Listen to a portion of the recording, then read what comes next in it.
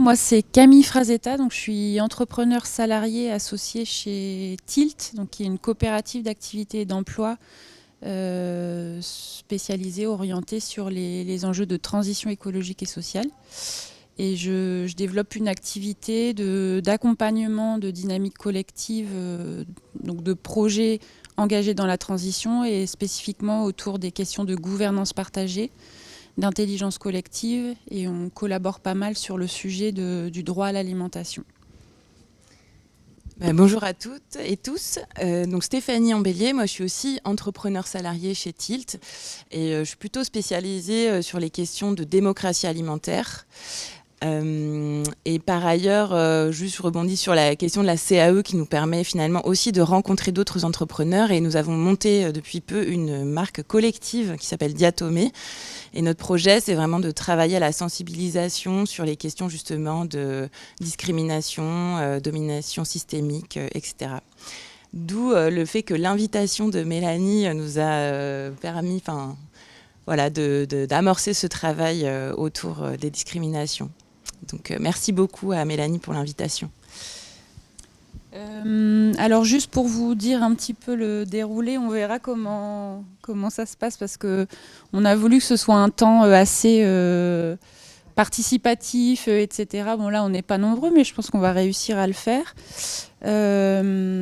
L'objectif, c'est de comprendre déjà ce que c'est un stéréotype, un préjugé, la discrimination, et puis de prendre conscience de ce qui pèse sur les femmes en général et les femmes entrepreneurs en particulier, quelles conséquences ça a, quels freins ça met dans le chemin de construction d'un projet entrepreneurial. Et donc l'idée, oui, c'est de partir aussi du partage des expériences, des vécus, et on se dit, voilà, c'est pas un sujet simple, donc c'est aussi finir sur réfléchir ensemble à qu'est-ce qu'on fait pour se renforcer et essayer de limiter les effets de ces stéréotypes de genre. Voilà, Camille t'a déjà donné un petit peu le déroulé, mais voilà, c'est ça. On va faire une petite mise en contexte avec Céline, justement sur des statistiques, etc. Et puis ensuite, on va faire un petit jeu, on va se mettre à réfléchir à la question pour atterrir justement sur des possibles, comment on peut échapper. Ce n'est pas une fatalité, on va pouvoir se muscler ensemble, en tout cas, pour essayer de déjouer ça. Voilà, c'est un peu la proposition qu'on vous fait aujourd'hui. Alors du coup, Céline, si tu veux commencer. Tiens, je te donne. Ouais. Alors, je vais mettre du coup ici pour bien voir, parce que là-bas je vais être sur le côté par rapport à vous. Du coup, un petit cadrage sur la situation de l'emploi des femmes dans le Dunkerquois aujourd'hui. Alors Dunkerquois, c'est la zone d'emploi, donc c'est la communauté urbaine plus la CCHF, pour que vous voyez un peu le secteur. Alors, ce qu'on constate déjà, c'est que encore peu de femmes occupent un emploi aujourd'hui, même si la situation évolue positivement. Donc à chaque fois, pour chaque indicateur, c'est vrai que si on regarde historiquement, ça évolue positivement, mais on est encore un peu en retard, entre guillemets. Alors au niveau du taux d'emploi, c'est-à-dire la part des femmes qui occupent un emploi, on est à 58% au niveau de la zone d'emploi. Vous voyez, donc on a la distinction homme-femme, c'est toujours de la même couleur sur la présentation. Donc vous avez femme orange, homme vert.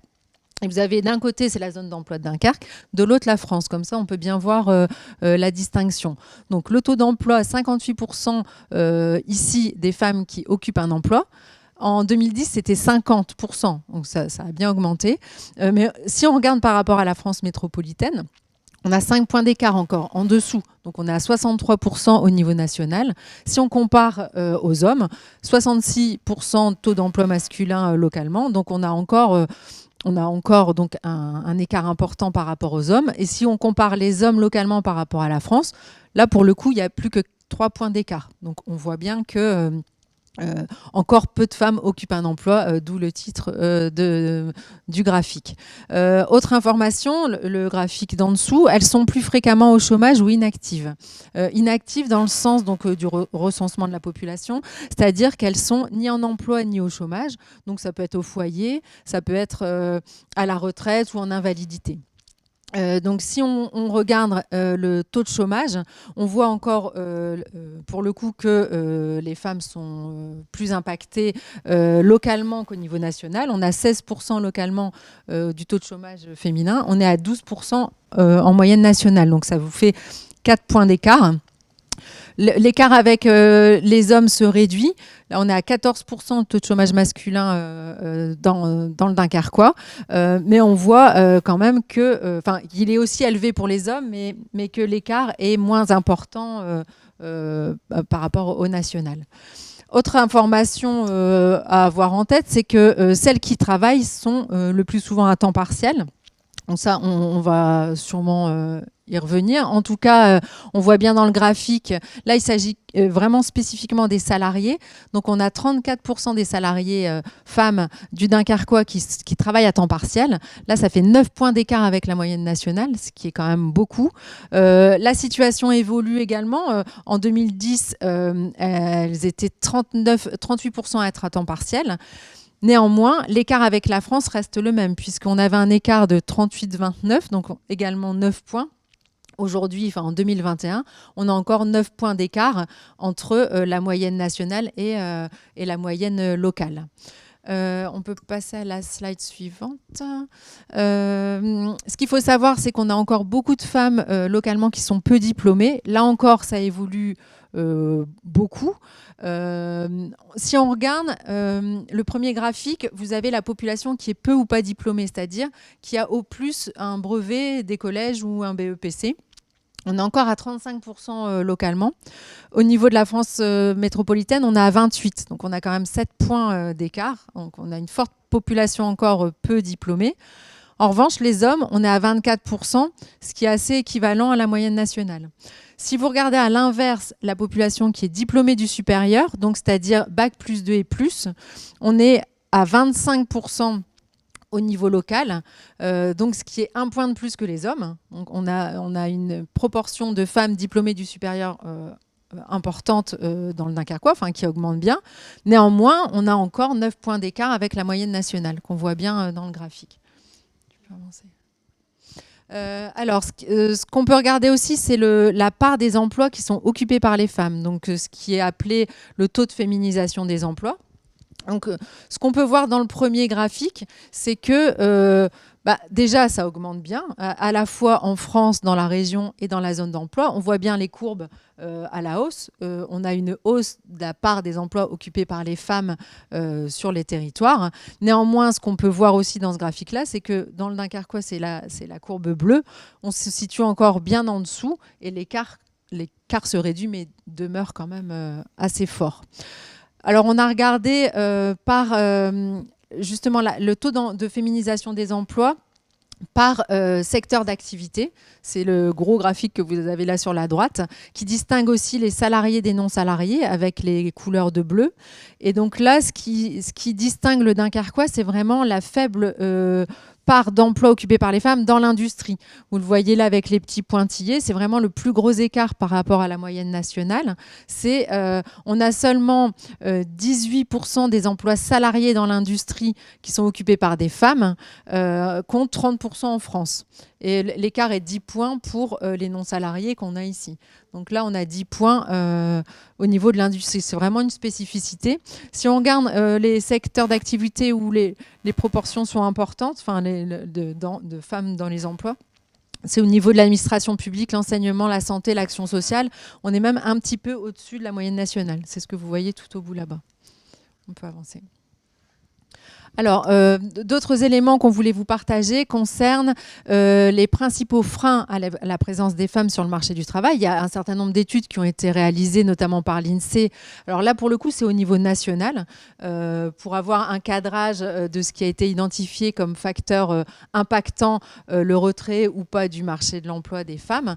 Donc, en tout premier lieu, le facteur principal qui arrive en tête, c'est l'arrivée d'un enfant. Les femmes vont modifier beaucoup plus que les hommes leur activité à l'arrivée des enfants pour concilier la vie familiale et professionnelle. Donc, modifier leur activité, c'est-à-dire ou l'interrompre ou alors réduire le temps de travail. C'est aussi pour ça qu'on a des taux d'emploi partiel qui sont importants. Alors, juste pour information, donc ce que vous voyez en italique là, les raisons principales de l'inactivité, donc là, c'est les personnes qui sont inactives, donc qui ne sont pas en emploi ou au chômage. Pour les femmes, ça va être les raisons familiales. Et pour les hommes, ça va être les raisons de santé. Déjà, ce n'est pas le même motif qui est principal. Ensuite, un autre facteur qui impacte la présence des femmes sur le marché de l'emploi, c'est le nombre et l'âge des enfants. En effet, le taux d'activité des femmes va d'autant plus se réduire à partir de 2 enfants et si l'un des 2 enfants a moins de 3 ans. Ça, c'est vraiment, on voit dans les données, un impact fort. D'ailleurs, si vous voyez l'illustration qui est là, c'est-à-dire ça représente le taux d'activité des mères et des pères, donc en couple avec enfants. On est à 81% au niveau des femmes, 96% au niveau des hommes. Donc, c'est un peu moins au niveau des femmes, mais bon, on se dit... l'écart n'est pas si énorme, mais si vous prenez le taux, enfin vous mettez 2 enfants et dont un en bas âge, on baisse à 75% pour les femmes et on augmente d'1 point pour les hommes, à 97%. Donc il y a vraiment des comportements qui sont différents. La monoparentalité, on se doute bien qu'il impacte aussi et qui va d'autant plus renforcer l'impact sur le taux d'activité des femmes. La CSP, ça joue aussi de façon importante. Les femmes ouvrières, par exemple, vont... être moins présentes sur le marché de l'emploi que les femmes cadres, d'autant plus s'il y a des enfants. Ça rejoint aussi l'impact du secteur d'activité et des emplois qui sont occupés par les femmes, qui sont souvent moins rémunérateurs. Du coup, il y a un calcul qui est fait, qui est logique, des coûts-bénéfices, c'est de se dire, est-ce que travailler, faire garder ses enfants, se déplacer, ça vaut le coup à un moment donné financièrement.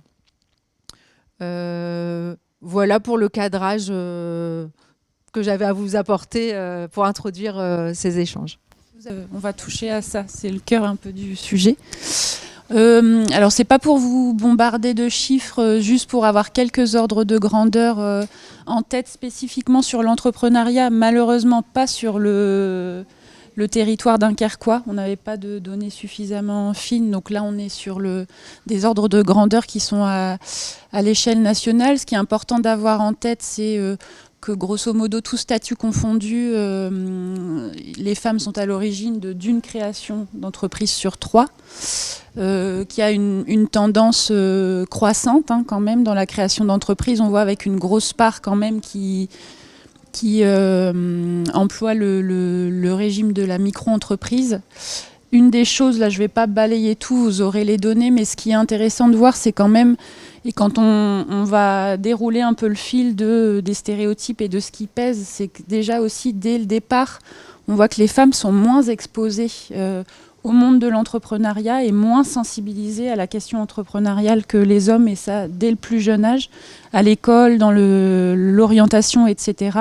Il y a vraiment un gros écart entre les hommes et les femmes sur envisager la création d'une entreprise, l'entrepreneuriat comme une voie professionnelle possible. On peut passer à la suivante, je ne vais pas m'attarder trop là-dessus. Ce qui est intéressant, pas surprenant non plus, c'est de voir un peu le genrage des activités qui sont développées. Et finalement, ça suit quand même aussi la répartition des emplois au niveau global. Donc sur les femmes créatrices d'entreprises, on voit qu'il y a énormément d'entreprises qui posent sur les questions de santé, d'action sociale, de services, d'industrie manufacturière, etc.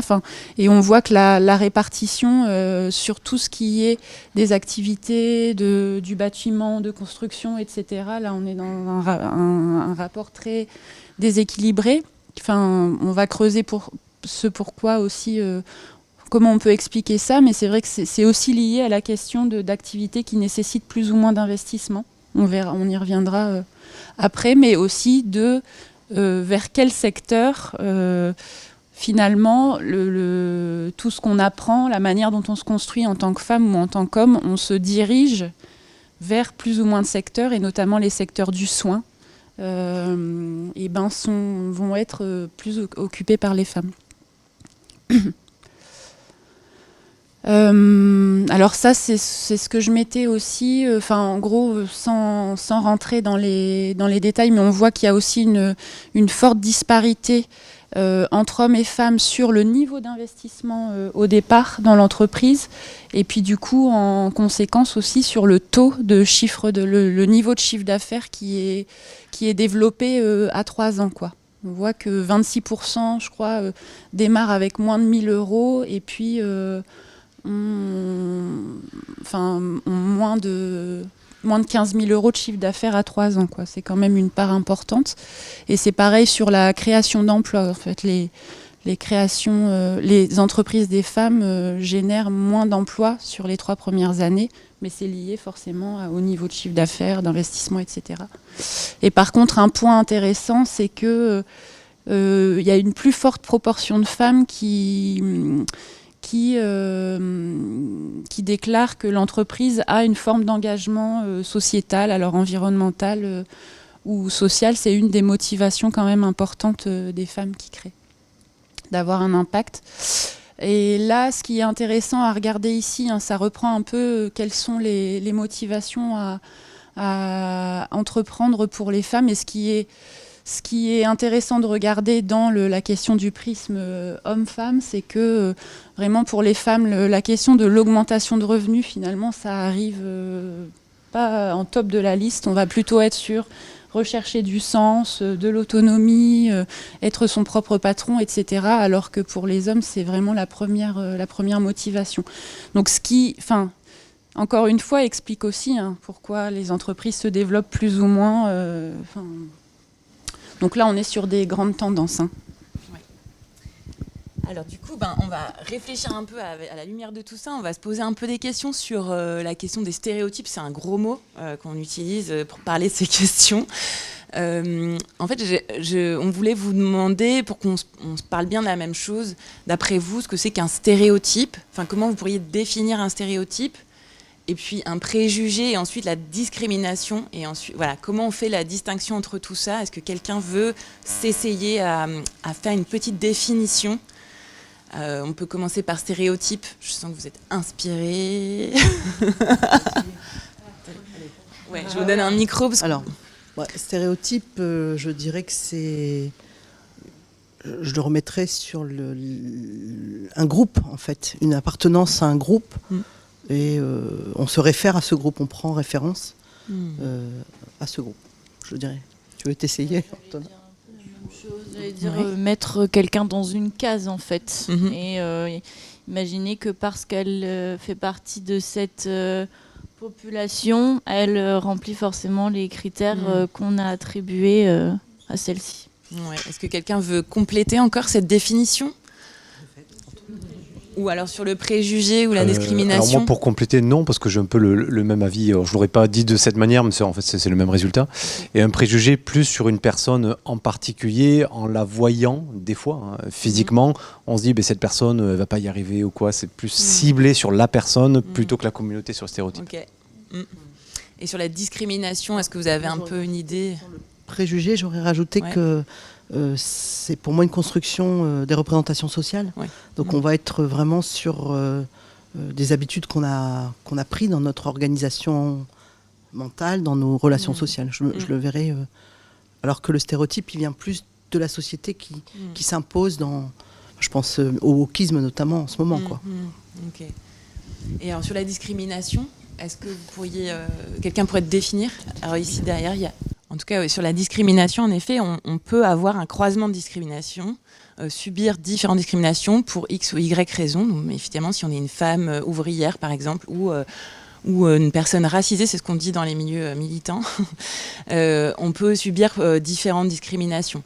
Après, l'enjeu sur identifier, en fait, quelles sont les discriminations qui touchent telle ou telle population.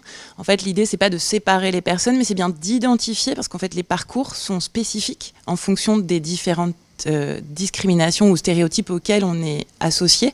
Et en fait, l'idée, c'est de pouvoir pointer ça justement pour retrouver de la cohésion sociale, pour déjouer ça et pour se rendre compte que comment on réadapte cette société pour essayer de limiter en fait les effets des discriminations sur les personnes. Et pour ça, il faut avoir conscience en fait de ce qui touche les uns et les autres. On n'est pas tous touchés de la même façon par les discriminations. En tout cas, les définitions que vous avez données, elles sont plutôt justes et exhaustives. Et du coup, là, on avait remis une petite définition de ces différents termes. Effectivement, ce qui a été dit, c'est que le stéréotype, c'est une présomption qui va attribuer des caractéristiques à une personne de manière automatique, et souvent c'est simpliste, réducteur et très répandu. Le préjugé, c'est quand ce stéréotype il va provoquer une réaction négative automatique, en fait, quelle que soit la situation ou la personne. Sans même la connaître, etc. Il y a une forme d'automatisme, de peur, retrait, jugement. Enfin voilà, ça peut être donc une réaction négative qui part de cette présomption. Et la discrimination, c'est vraiment quand on agit, quand il y a une action selon ces préjugés et ces stéréotypes, et qui peuvent être individuels, mais qui sont aussi structurels en fait. On est dans une organisation. Ça se traduit dans le droit, ça se traduit dans les institutions, dans certaines choses, on pourra y revenir. Il y a vraiment des discriminations qui sont un peu systémiques parce qu'elles constituent le système dans lequel on vit. Et ce que je voulais aussi dire, ce qui est intéressant, parce que souvent on se sent mal à l'aise avec ce sujet, mais en réalité ça a été documenté qu'on est tous concernés par ça, parce qu'en fait c'est un système qui se développe pour gérer la complexité et l'urgence. Et le cerveau développe des stratégies de simplification pour pouvoir prendre des décisions, décider d'agir, de ne pas agir, etc. dans un monde qui est un peu complexe. Donc la question des biais cognitifs et des stéréotypes, des préjugés, etc., on est vraiment tous concernés, quoi. Après, on peut travailler à les voir, à les déconstruire, à dire « Ah oui, ok, là je me rends compte que je reproduis ça et c'est pas tout à fait juste » et agir dessus. Mais de base, c'est vraiment la construction du cerveau cette simplification nous concerne tous. Après, c'est la société dans laquelle on vit et dans quoi on baigne qui va faire qu'on est imprégné plus ou moins d'un stéréotype ou un autre. Et d'ailleurs, les stéréotypes ou les préjugés, c'est intéressant de constater qu'ils ne vont pas être les mêmes en fait d'une sphère culturelle à une autre, d'un endroit à un autre.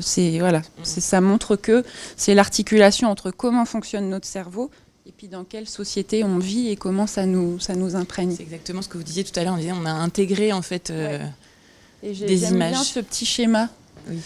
Je trouve qu'il est pas mal pour comprendre, d'appliquer ça avec l'image du tube digestif, où le stéréotype, c'est l'aliment qu'on mâche et qu'on avale, le préjugé, la digestion, et la discrimination, le déchet.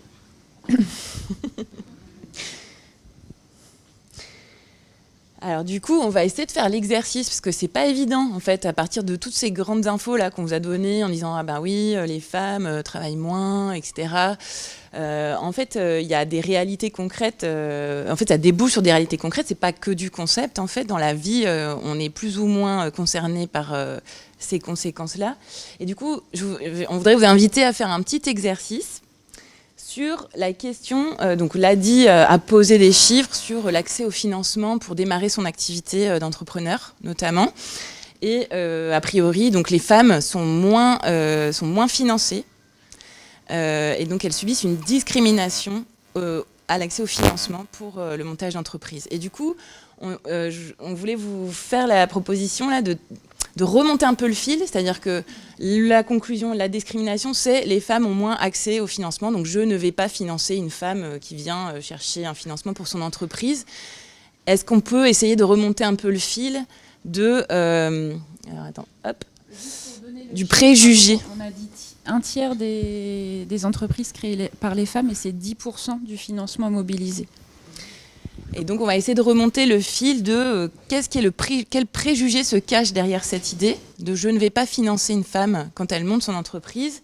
Et ensuite on va même aller jusqu'au stéréotype. À votre avis, ça fait référence à quel stéréotype? Ça, c'est des choses qui sont totalement inconscientes. Et à quel au pluriel, parce qu'il Oui, il y en a plusieurs. Peut-être que vous avez une idée de ce qui se cache derrière je ne vais pas prêter de l'argent à une femme. Qu'est-ce que ça traduit un peu comme idée reçue? Elle va être empêchée à un moment donné de sa carrière par la maternité, donc elle ne pourra pas rembourser. Ah oui, ok, ça c'est effectivement éventuellement un.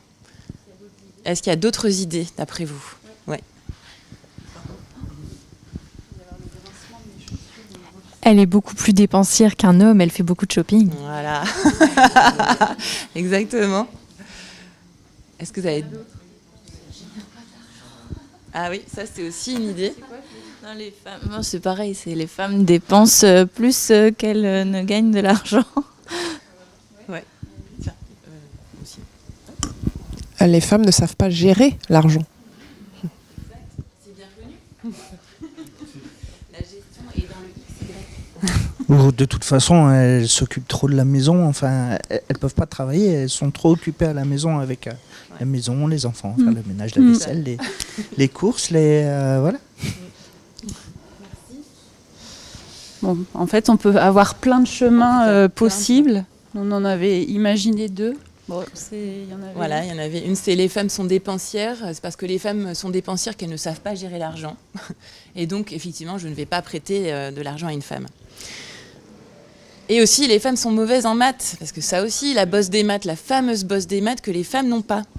Ça, c'est une vieille conception qui est très, très datée. Je ne sais plus dire de quelle époque ça date, mais ça a été scientifiquement prouvé, apparemment.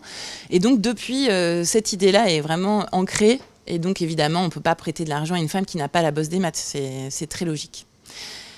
Et c'est enfin voilà, présenté comme ça, là, c'est vraiment simplifié, mais de fait, c'est quand même aussi documenté que, par exemple, les filles, dès l'école primaire, à résultats scolaires égaux, vont se dire beaucoup moins bonnes en maths et vont avoir moins tendance à avoir envie de creuser cette matière-là. Donc, ça paraît comme ça un peu, bah oui, mais mon inquiet, c'est pas parce qu'il se dit que les femmes sont mauvaises en maths qu'ils prêtent pas, mais on parle vraiment d'une imprégnation et puis de choses du coup inconscientes, de tout ce qui se tisse. Et que quand même, ça, c'est un faisceau de choses qui viennent peser et qui peuvent mener à quand même ça, le fait que finalement, pour monter son entreprise, on a moins accès au financement que les hommes.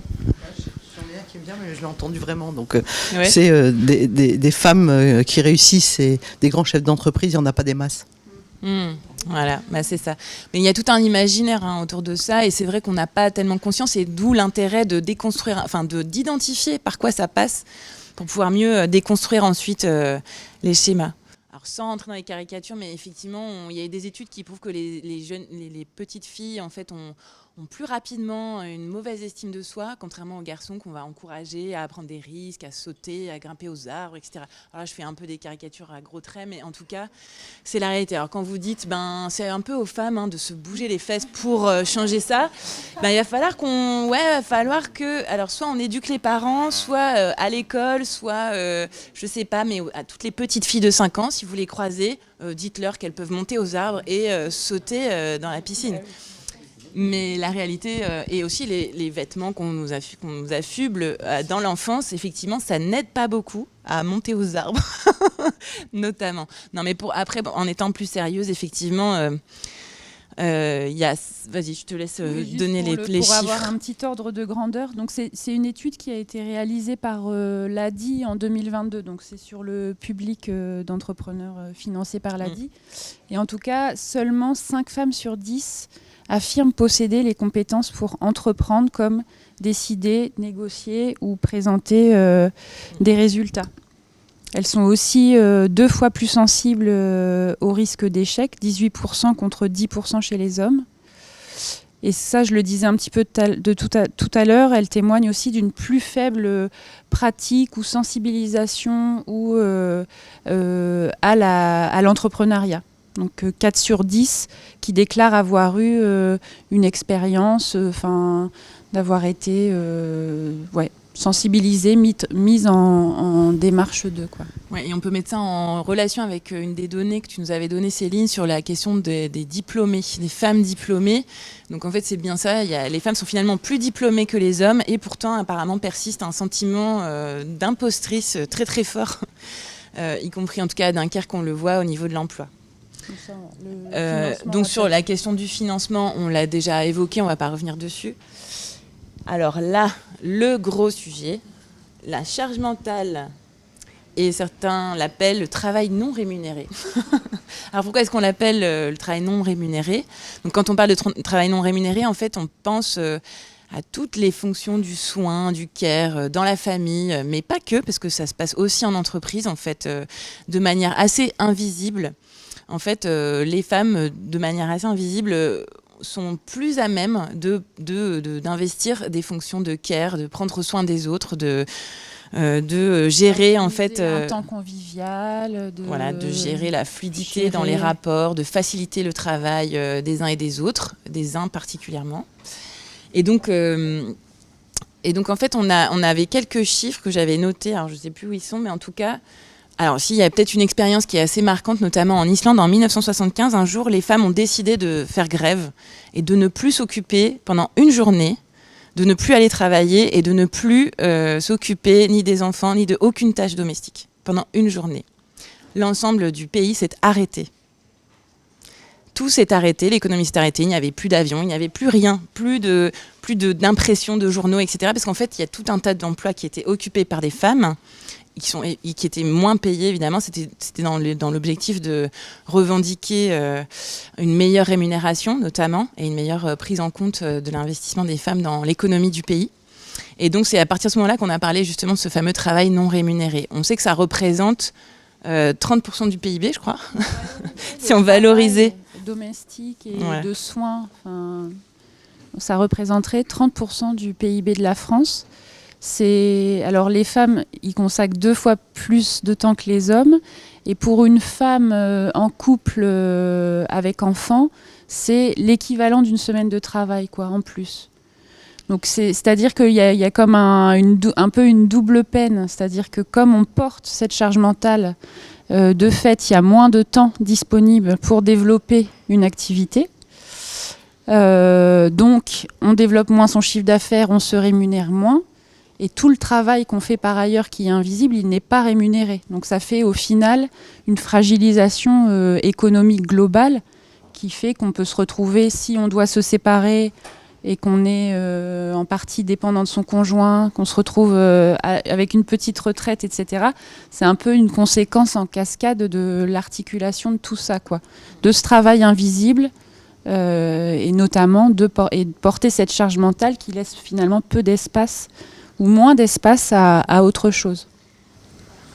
Et notamment, effectivement, là, donc sur les chiffres, alors... celui-là, c'est pas là. Ouais, on va le zapper.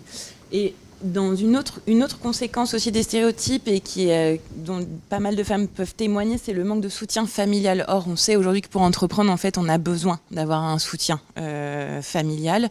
Donc, que ce soit au niveau de la gestion familiale en tant que telle, mais aussi d'encouragement dans les moments difficiles. Parce qu'en fait, la vie d'un entrepreneur ou d'une entrepreneure, ce n'est pas un long fleuve tranquille. Il y a des phases de creux, etc. Et donc, le besoin, il est assez fort. Et notamment, des femmes témoignent qu'elles subissent, alors ouais, là on a quelques chiffres du coup, ah non, elles sont pas là, qu'elles subissent principalement de la part de leur conjoint en particulier, justement qu'elles subissent en tout cas davantage de remarques sexistes de la part de leur entourage. Donc l'étude de l'ADI, c'était 68% par l'entourage.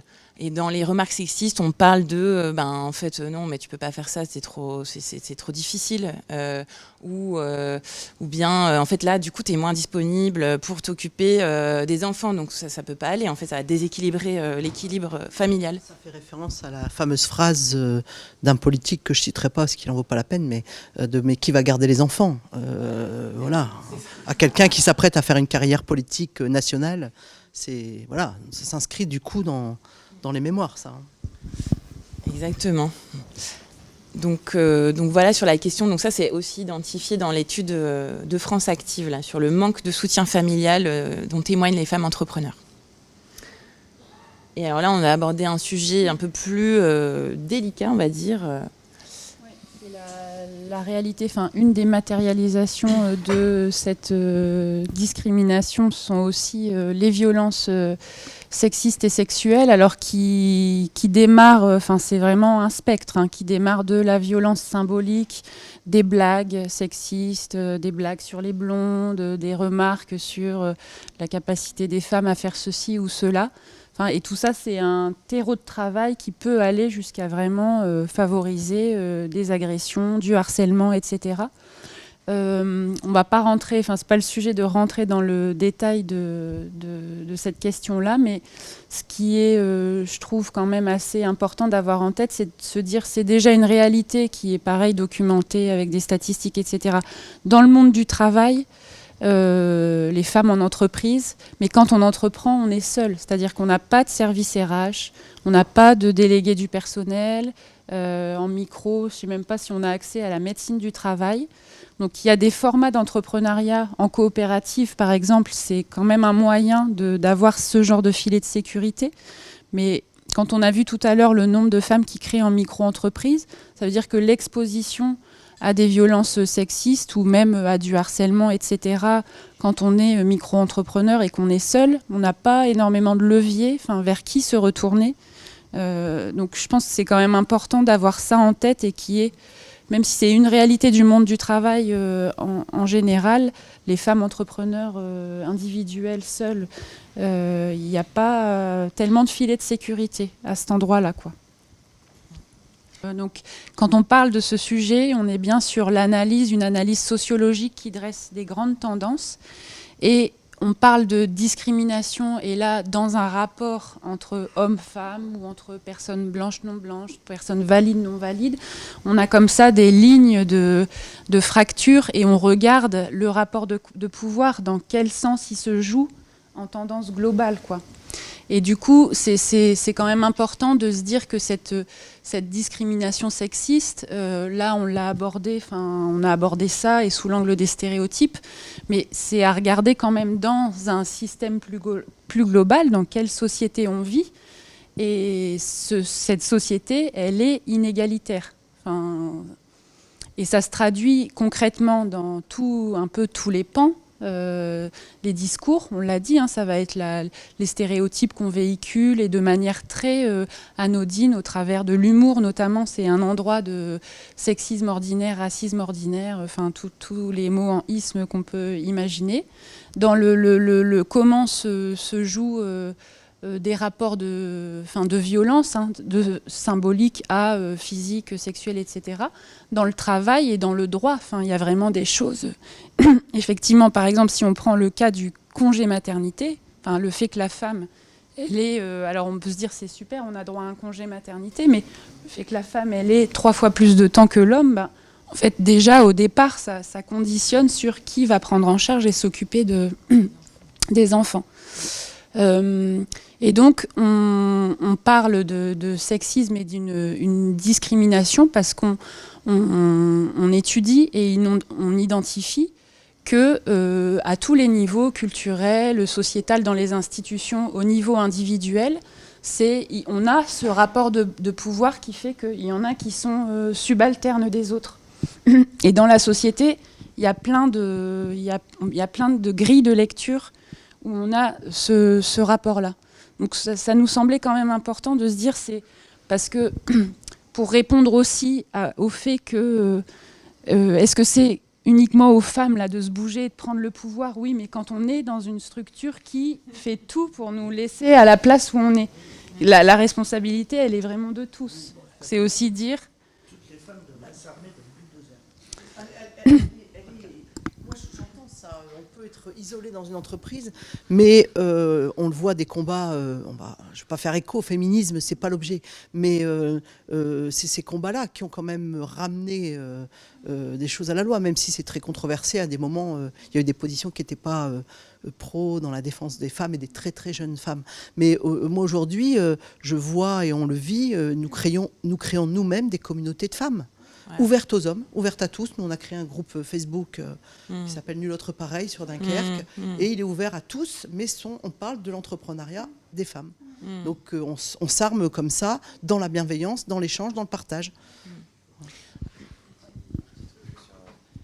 Justement aussi sur le sujet de c'est aux femmes de se battre, mais à quel moment les hommes se sont battus en fait? C'est ça aussi la question. À un moment donné, pourquoi nous on devrait absolument se battre pour des droits que eux, alors si à un moment il y a très longtemps se sont battus pour certains droits, mais les droits de l'homme c'est les droits de l'homme, effectivement c'est pas les droits de la femme, on s'en est bien rendu compte depuis le temps. Et donc c'est ça la question aussi, pourquoi nous aujourd'hui on devrait se battre quand eux ne se sont pas battus? Enfin je veux dire voilà. Oui, c'est ça, c'est un peu ça aussi, voilà, c'est ça. Donc se battra pour le droit des femmes. Et pour autant, on se bat, les femmes se battent quand même, parce qu'on se rend bien compte qu'il faut aussi, à un moment donné, prendre la place qu'on nous donne pas. Effectivement, vous l'avez très justement dit, on nous la donne pas forcément. Ou alors, c'est plus compliqué de la prendre, en tout cas, que pour un homme. Enfin, je pense que ça, globalement, on peut en être. On peut se dire que c'est toujours le cas, malheureusement, aujourd'hui. Ouais. Compléter ce que tu es en train de dire. Notamment, tu parlais des droits de l'homme.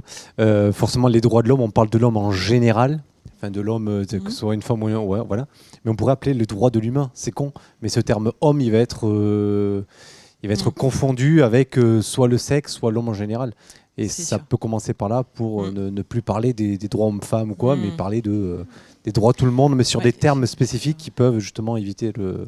C'est intéressant parce que la question du vocabulaire aujourd'hui, alors tout le monde crie au scandale sur la question justement de l'écriture inclusive, mais en fait cette question-là de parler des droits de l'homme, en considérant que l'homme est l'ensemble des humains.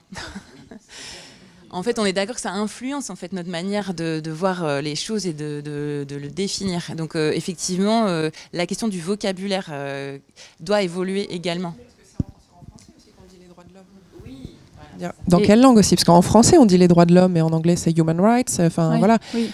Donc, ça, effectivement, le vocabulaire, mais dans quelle langue, dans quelle société et quelle culture? Voilà, culturellement, en France, c'est paradoxal parce qu'ils sont nés, entre guillemets, en France.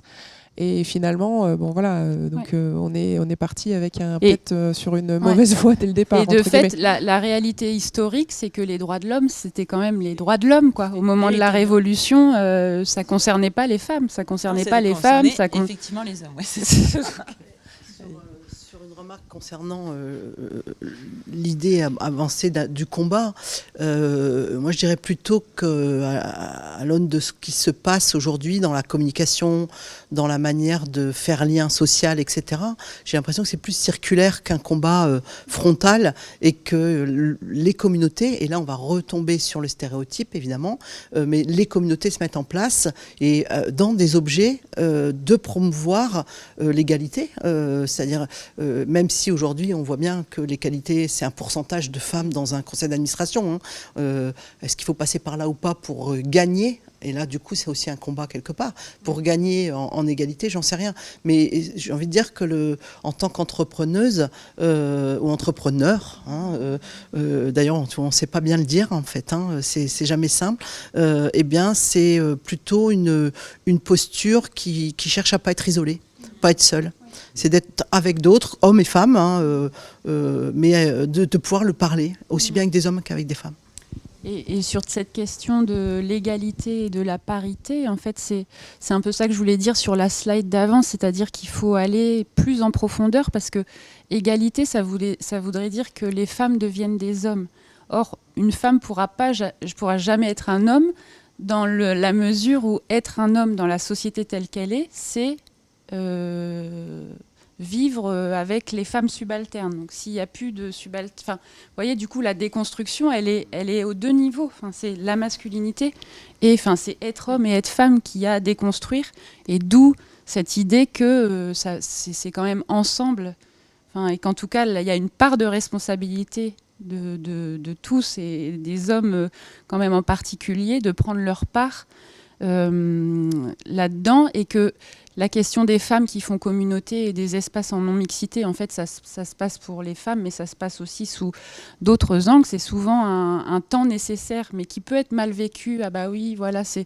Alors que des clubs d'hommes, mais on les a cités, mais il y en a plein qui ne gênent personne. Mais quand voilà, dans ce rapport de domination, c'est le subalterne, entre guillemets, qui décide, oui, je me crée un espace en non-mixité, on voit que ça vient travailler, quoi. Ça frotte, ah non, ça me gêne, pourquoi, etc. Donc c'est faire évoluer un peu, se dire, bon, ça, c'est pas une menace, c'est une invitation à moi aussi me questionner et me dire comment je vais contribuer à ça. Et on voulait prendre un temps un peu de discussion et peut-être qu'on peut parler de la question des alliés parce que je trouve ça. Oui, voilà. Donc là, on a évoqué tout un tas de possibles en fait pour échapper et pour s'extraire un peu de ça et ne pas être totalement plombé par ce contexte et cet environnement qu'on a bien intégré tous et toutes. mais desquels on essaye aussi de se sortir. Et en fait, effectivement, il y a pas mal de littérature sur la question des alliés. C'est-à-dire, on dit, mais oui, et les hommes dans tout ça, en fait. C'est-à-dire que oui, les femmes, il n'y a pas de problème, elles vont se trouver des manières de se sortir de ça. En fait, là, on peut en discuter. On a déjà évoqué ce que vous disiez donc sur des groupes montés pour prendre sa place, etc. Maintenant, en fait, les hommes ne sont pas dédouanés du concept. Et en fait, aussi, dans tout ce mouvement vers l'égalité, il y a aussi des femmes qui jouent contre leur camp. Ça existe aussi. Et du coup, en fait, la question de l'allié, elle est assez universelle, entre guillemets. Et donc, en fait, nous, on avait identifié, on faisait une première proposition pour savoir quelle stratégie. C'est déjà quand on est soi-même, quand on se sent en tout cas emprisonné dans ces histoires de stéréotypes, de comment est-ce que je viens de voir mon banquier, il m'a, voilà. En fait, en général, en plus, c'est des choses qu'on ne n'identifie pas de manière très très claire, parce que tout ça est très induit. Mais en tout cas, on peut se retrouver un peu avec un sentiment d'injustice ou autre. En fait, où est-ce que je me tourne? Vers qui je me tourne? Qui sont les alliés autour de moi? En fait, avec qui je peux faire équipe? Là, vous parliez de faire équipe, mais en fait, on peut faire équipe aussi avec des personnes qui ont une certaine posture, qui ont envie aussi et qui comprennent l'enjeu. Et du coup, la question des alliés, nous, on s'est dit, le portrait robot, c'est la personne qui va déjà accueillir ce que je ressens et qui va pas minimiser quand je dis, mais là, moi, je pense que j'ai vraiment subi une injustice, je me sens très mal avec ce qui vient de se produire. Et donc, la personne ne va pas minimiser, en fait. C'est un peu l'histoire aussi de la blagounette. Mon collègue me fait une petite blagounette sur ma jupe, ça m'a mis très mal à l'aise. En fait, si j'ai quelqu'un qui peut dire, ouais, mais en fait, je comprends, c'est vraiment désagréable. Bon, là, en fait, on peut dire qu'on est en face d'un ou d'une alliée. La personne ne me donne pas de conseils, c'est-à-dire qu'en fait, elle vient pas me dire, mais en fait, tu devrais faire ça, c'est comme ça qu'il faut s'y prendre, mais m'aide à réfléchir à quelle stratégie pour moi me reconsolider, parce qu'en fait, les impacts quand même des micro-agressions, enfin on appelle ça des micro-agressions, mais en fait, ça a des vrais impacts aussi psychologiques sur l'estime de soi, ça vient confirmer ce sentiment d'imposteur et d'impostrice. C'est juste des curseurs. Ouais, mais c'est pas. Il n'y a pas des gros efforts à faire. Effectivement, c'est pas un gros effort, mais je vous assure que si vous faites le test, les personnes qui répondent à ça se compte sur les doigts d'une main. Tu dis? Que ça se compte sur les doigts d'une main. Ça se compte sur les doigts d'une main, en fait, effectivement. Et que nous-mêmes, on reproduit ça aussi. Hein. Oui. Enfin, je veux dire, Oui. Ouais. C'est ça. On accepte toujours parce que oui. On a toujours accepté, donc ça fait partie de notre logiciel. Oui. Exact. On n'y prête même plus attention. Ouais. Et en fait, pour celles qui viennent après, c'est dommage. Je pense qu'il faut qu'on commence à vraiment s'interroger sur tout. C'est ça. Ces moments il faudrait dans l'absolu qu'on n'autorise plus aucun pour que aussi ça change vraiment. Non, c'est pas simple du tout, c'est clair. Et en fait, notamment pour lutter contre ce sentiment d'impostrice, là, en fait, on a besoin d'avoir des gens autour de nous qui sont capables de dire, mais en fait, là, toi, tu dis ça, mais c'est pas la réalité. Moi, je vois pas quelqu'un d'incompétent. Je vois pas. On a besoin des gens qui peuvent aussi nous renvoyer et nous aussi soutenir, quelle que soit la personne d'ailleurs qui peut s'auto-dénigrer. Et du coup, éviter aussi autant que possible le sexisme bienveillant, parce qu'en fait, il y a aussi, et ça, c'est un truc un peu trompeur comme ça, le sexisme bienveillant, c'est de bonnes intentions. Mais je vais t'aider, sans jamais avoir demandé l'autorisation. C'est-à-dire, en fait, la question, c'est garder son autonomie. C'est comment est-ce qu'on permet aux personnes de garder leur autonomie. Et en fait, ça porte un nom. C'est ça. Aller au secours d'eux sans qu'on ne m'ait pas demandé de l'aide. Parce que je suis un homme et que c'est mon devoir. Voilà, ça, c'est un peu... Comment ? Je pense qu'une femme aussi, on peut faire ça aussi. Mais une femme aussi peut le faire très, très facilement. Oui, c'est vraiment... Et après, le fait aussi de valoriser objectivement et sincèrement les réussites sur des faits concrets, et non pas juste sur une impression ou parce qu'on a de l'affection pour cette personne. Marquer les choses par des faits. Et puis comprendre que finalement, tous et toutes, nous sommes sujets au sexisme et qu'on peut soi-même aussi avoir des comportements sexistes, y compris en tant que femme et y compris envers d'autres femmes aussi. Donc c'est... en gros, c'était une petite fiche d'identité, un petit profil. Et sur l'importance de la nuance entre responsabilité et culpabilité. C'est-à-dire, à partir du moment où on reconnaît que de toute façon, on est tous porteurs de stéréotypes, de préjugés, qu'ils soient sexistes, racistes, classistes, validistes, on peut faire une liste très, très longue. L'idée, c'est alors déjà de pas ambitionner d'être irréprochable, parce qu'on ne le sera jamais. Et du coup, si on accepte de ne pas l'être, c'est que si à un moment donné, on nous manifeste, là, ce que tu as dit, c'est un peu craignos, où là, ça me touche, ou je trouve pas ça juste, etc. C'est quelle réaction avoir, c'est de ne pas sombrer dans la culpabilité ou se rouler par terre en disant « oh là là, mais je suis vraiment une terrible personne », etc. C'est prendre ses responsabilités, c'est de dire désolé, oui, là c'était maladroit, ou j'ai pas voulu, c'était pas mon intention, mais ok, je vais y réfléchir, et puis peut-être la fois prochaine je ferai un peu plus attention, quoi.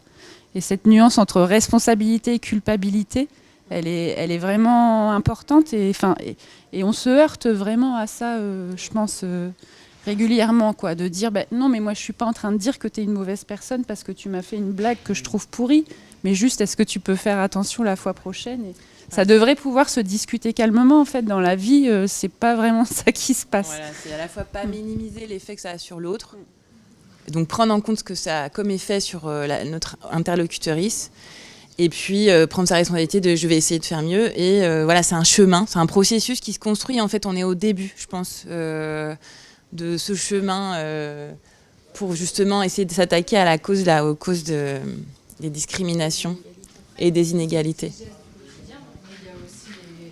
Les faits qui montrent qu'on a moins de responsabilités ou un salaire moins élevé, qui fait que là, ça encourage la non-confiance en soi aussi et le sentiment d'imposteur. Si dans une boîte, on va moins donner de responsabilité à une femme, voilà, à compétence égale, et du coup aussi un salaire moins élevé, ça remet aussi à une position de...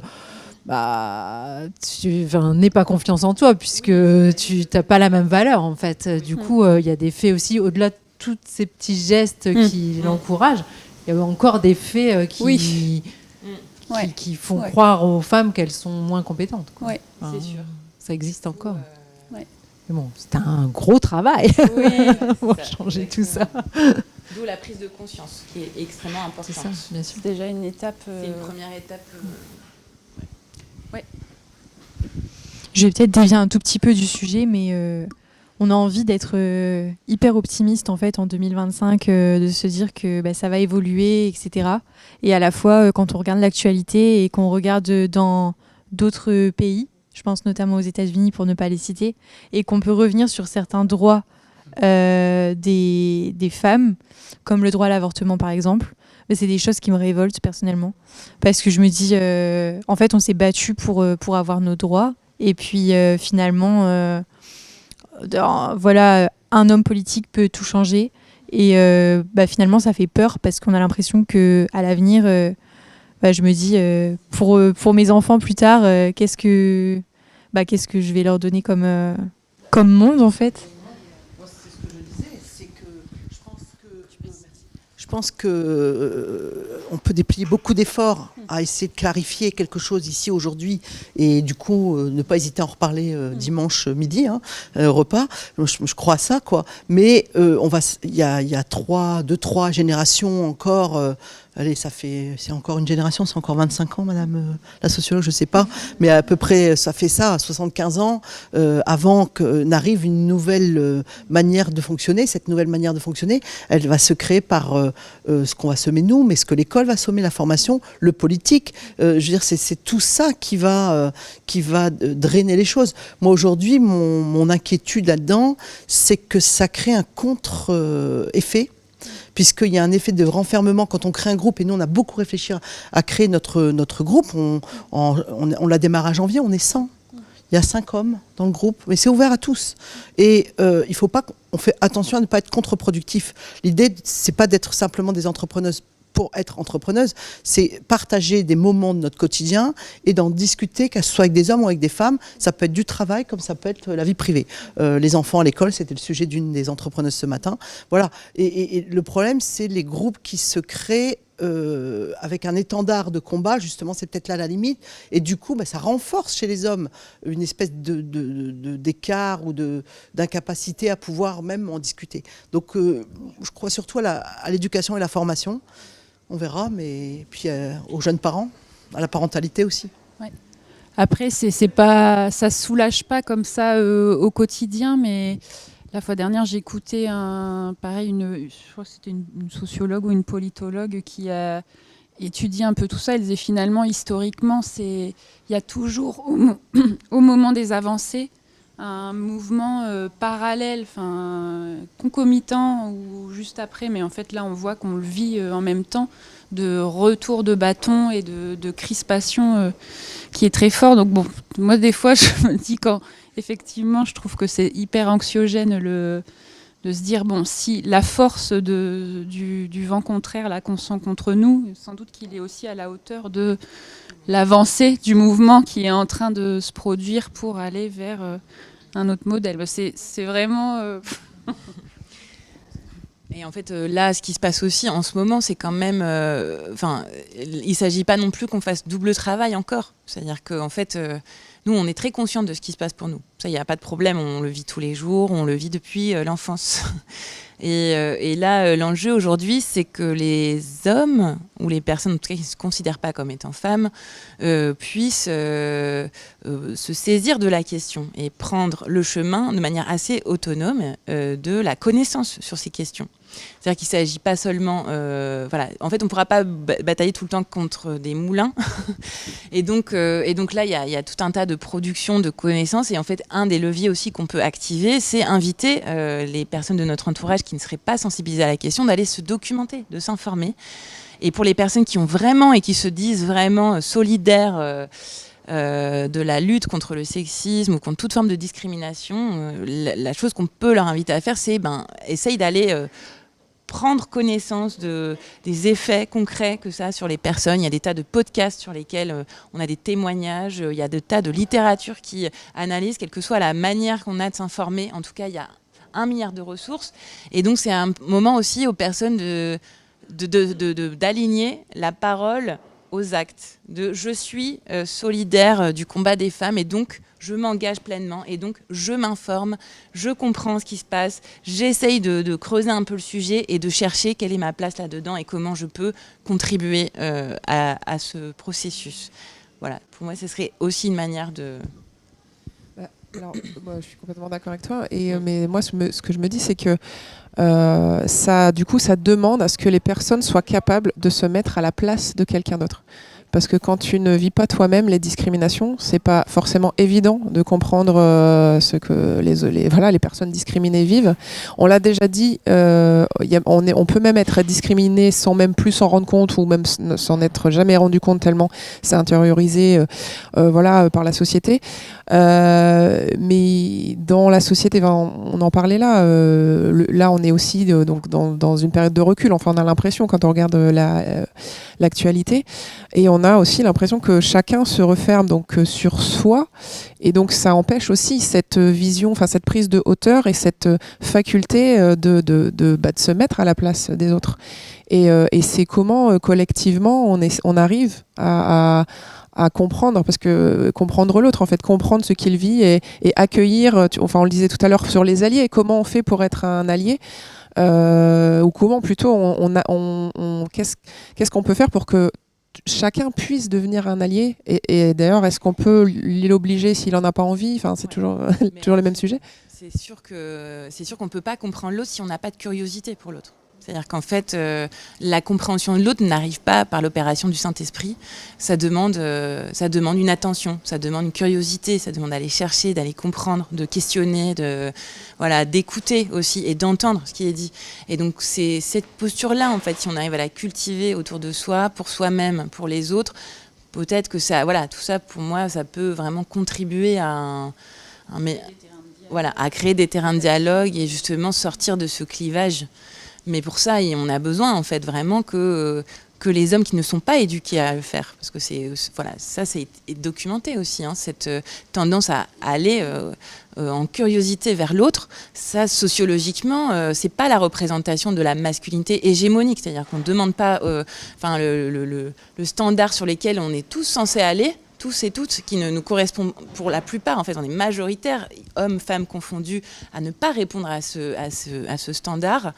Et bien pour autant, donc ce standard nous indique que si on est un vrai mec, en fait, on ne regarde pas ses propres émotions. Si on est un vrai mec, on n'a pas peur, on n'a pas mal. Si on est un vrai mec, donc si on n'a pas peur, on n'a pas mal et qu'on ne peut pas avoir ses propres émotions, comment voir les émotions de l'autre, en fait? Ça, c'est une vraie question. Et donc, c'est ce travail-là qu'on doit mener les uns et les autres. Et ce qui est intéressant, c'est de se dire qu'il y a à gagner, parce que finalement, être coupé de ses émotions, de son corps, de la capacité à accueillir l'autre, c'est pas non plus forcément hyper épanouissant. Enfin, et c'est pas toujours ce qu'on veut, sauf que moi, j'ai 2 enfants, 2 garçons de 8 et 10 ans, mais ça, je le vois à l'œuvre sous mes yeux, quoi. La socialisation et la compétition, la concurrence, les émotions, c'est nul, non, faut pas le montrer, etc. C'est vraiment fort, hein, de le voir comme ça sous ses yeux. Je sais pas si vous avez des expériences de ce type-là. En tout cas, moi j'en ai une, mais qui est particulière, c'est qu'on a adopté un jeune garçon africain. Qui est arrivé il y a 8 ans dans notre famille, qui est majeur maintenant. Et culturellement, c'est encore autre chose. C'est-à-dire qu'au-delà de parler de la place de la femme, on ne peut pas l'aborder sans la diversité dans notre société. Parce que si on regarde autour de nous, on va avoir notre vision du monde, notre carte là. Mais bon, c'est jamais qu'un petit focus. Et si on regarde le monde du travail, il est non seulement rempli d'hommes et de femmes, de personnes non genrées aussi maintenant, et maintenant elles existaient sûrement avant, mais en visibilité je veux dire, et puis ensuite on va avoir la diversité culturelle, sociale, donc il y a un boulot devant nous qui est énorme, et je pense qu'effectivement c'est une question de connaissance et de recherche personnelle. Faut avant tout poser un socle et puis ne pas être seul. Moi je le vois vraiment comme ça. Ça me fait penser vraiment à ce truc. Je trouve que quand on aborde un peu ces sujets, il y a une prise de conscience, c'est de se dire qu'on n'est pas universel en fait, que nous, de là où on est de notre endroit dans la société et sauf que voilà, quand on est un homme blanc d'un pays occidental, etc., il y a vraiment ce truc de considérer que c'est une norme universelle qui s'appliquerait à tout le monde, quoi. Et donc se déboulonner un peu ça contribue aussi à pouvoir un peu se mettre dans les chaussures de l'autre, même si on va jamais vivre, mais en tout cas dans une posture de compréhension.